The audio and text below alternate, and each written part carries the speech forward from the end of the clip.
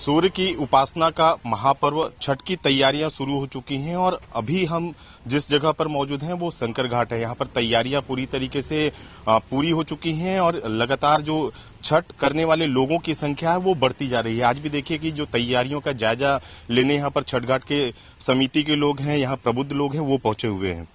किस तरह का ये घाट और जो तैयारियां चल रही हैं उसको लेकर क्या कहना चाहेंगे?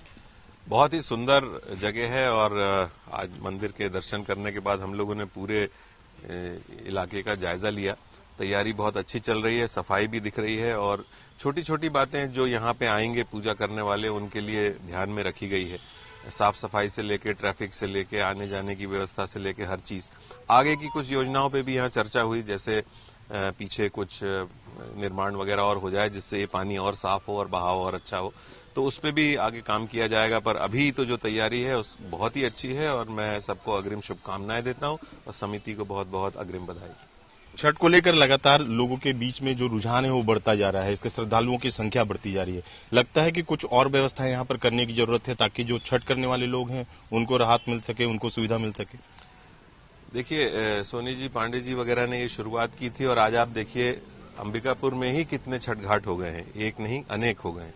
ऐसा ही पूरे भारत में हो रहा है और दो ऐसे त्योहार हैं हमारे सनातन कैलेंडर में, एक छठ हम माने और दूसरा नवरात्र जिसमें गरबा होता है। ये चीजें भारत के कोने कोने में अब उसी श्रद्धा और उसी लगन से होने लगी है, तो डेफिनेटली यहाँ पे और तैयारियां करने की आवश्यकता है।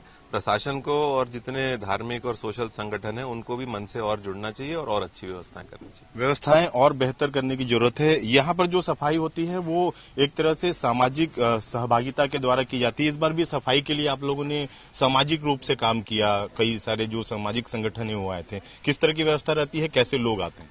देखिए, आराध्य देव भगवान सूर्य का छठ पर्व का आयोजन यहाँ विगत 10-15 वर्षों से लगातार मनाया जा रहा है और बहुत ही श्रद्धा से हम लोग की महामाया छठ सेवा समिति है, पूरे समिति के लोग मिलकर यहाँ का पूरा व्यवस्था देखते हैं और बहुत अच्छे तरीके से, अच्छे ढंग से जो श्रद्धालु हैं उनकी सेवा करने का उनको अवसर मिलता है।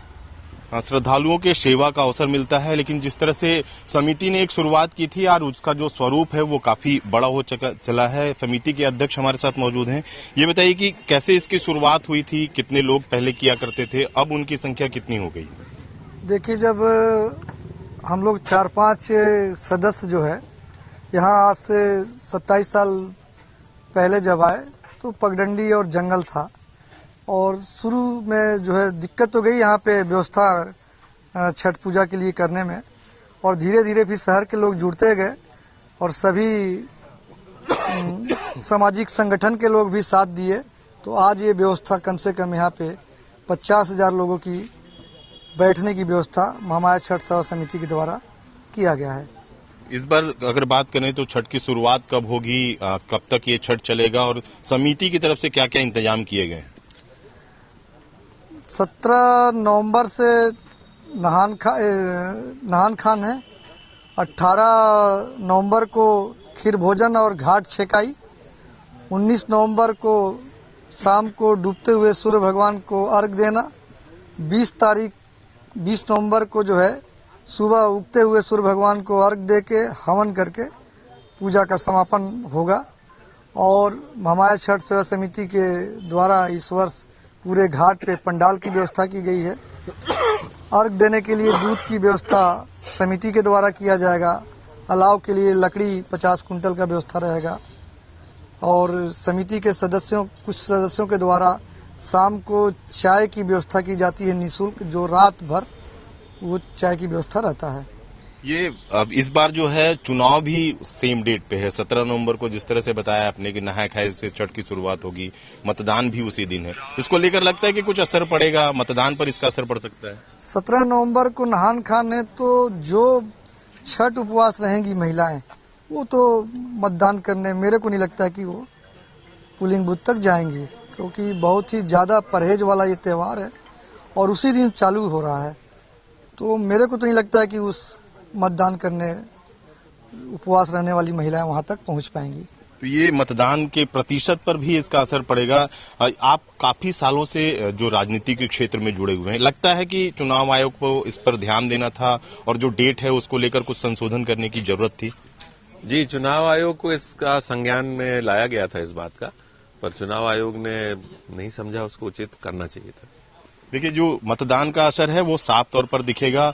चूंकि यहाँ पर ये बताएं कि जो यहाँ पर जो छठ के जो श्रद्धालु पहुंचते हैं वो काफी संख्या में होते हैं, ऐसे में ट्रैफिक की किस तरह से व्यवस्था होगी? ट्रैफिक इंचार्ज चरमाको जी भी हमारे साथ मौजूद हैं। ये बताइए कि कितने यहाँ पर लोग पहुंचेंगे और कैसी व्यवस्था आप लोग कर रहे हैं? जैसे कि अभी सोनी जी बताया कि 50,000 श्रद्धालु आएंगे और प्रतिवर्ष की भांति इस वर्ष भी बड़ी भारी वाहन को यहाँ प्रतिबंधित कर देंगे और पार्किंग की व्यवस्था हम लोग देख चुके हैं। और पार्किंग व्यवस्था के लिए प्रिंट मीडिया, सोशल मीडिया और सभी की तरफ से उसको बता दिया जाएगा कि और कोई दिक्कत नहीं होगा श्रद्धालुओं को आने जाने के लिए। ये देखा जाता है कि काफी दूरी से श्रद्धालुओं को ट्रैवल करना पड़ता है, उनको पैदल आना पड़ता है, क्योंकि 3 दिनों का लंबा उपवास होता है। इसको लेकर कुछ संज्ञान ले रहे हैं? हाँ, इनसे चर्चा हो रही है कि जो बुजुर्ग रहेंगे उसके लिए ऑटो की व्यवस्था की जाएगी। उसके लिए छठ समिति की तरफ से चर्चा चल रही है कि लोग प्रदाय करेंगे, जो चल नहीं पाएंगे उनके लिए ऑटो की व्यवस्था रहेगी, इन्होंने कहा है। तो इसका पिछले बार भी ऑटो किए थे तो कोई दिक्कत नहीं गया, इस वर्ष भी ऐसे करेंगे वो अच्छा रहेगी और सबको आने जाने के लिए कोई दिक्कत नहीं होगा। स्टाफ की बात करें तो कितने स्टाफ लगाए जाएंगे, कितनी जगह ट्रैफिक का जो व्यवस्था होगी, जो लोग पार्क कर सकेंगे, इसको लेकर क्या प्लान है? नहीं, पार्क की व्यवस्था पर्याप्त है और कम स्टाफ में भी अच्छा सुचारू से संचालन करेंगे और स्टाफ तो पर्याप्त लगती है, इस वर्ष भी लगेगी और प्रतिवर्ष लग रही है, इस वर्ष भी लगेगी।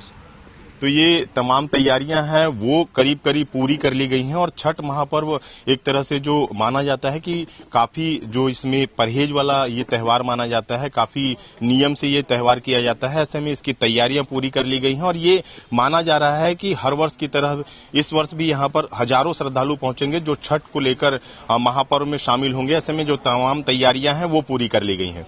कैमरामैन दीपक गुप्ता के साथ अभिषेक सोनी, IBC 24, सरगुजा।